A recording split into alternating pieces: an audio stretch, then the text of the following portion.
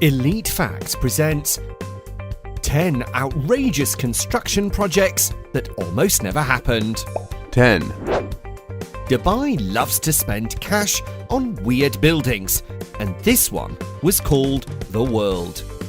It planned to build a map of the world and sell off the various country-shaped islands to different billionaires from around the globe. The islands would be lived on and literally ruled by whoever bought them. They'd become their own dictators.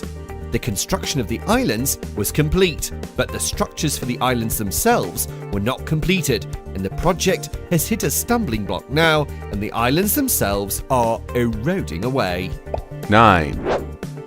Architect Le Corbusier had an idea to totally level out Paris, the most romantic destination in the world, and then rebuild it in his own grand design. This was called Plan Voisin, and it was an exhibition of 18 enormous glass houses, each making up the finance and business district of Paris. They'd have subway station connections and then surrounded by an extensive garden city. All they needed to do was bulldoze Paris. Good luck with that. 8. Nikolai Sutyagan was a man intent on going beyond a spot of DIY when he grew bored of his home in 1992. The Russian man decided to expand on his home by adding some extra rooms. The difference being he added them by going up and up. The highest it got was 13 stories high and measured 44 meters. But he wasn't satisfied, and the desire to add more grew. Eventually, he didn't have any more money to add more, and he was arrested and sent to prison. The authorities demanded he scale down his fire hazard, and now it's back to just its regular size. 7. The megacity pyramid was proposed for Tokyo Harbour, and a bit of relief to the overpopulation going on there. It is a giant floating pyramid that could house over 1 million people and fit 100-story skyscrapers inside if it so wished. Each of the smaller pyramids making up the giant structure is estimated to be the size of the giant Gaza pyramid, and it'd make it the largest structure on the planet.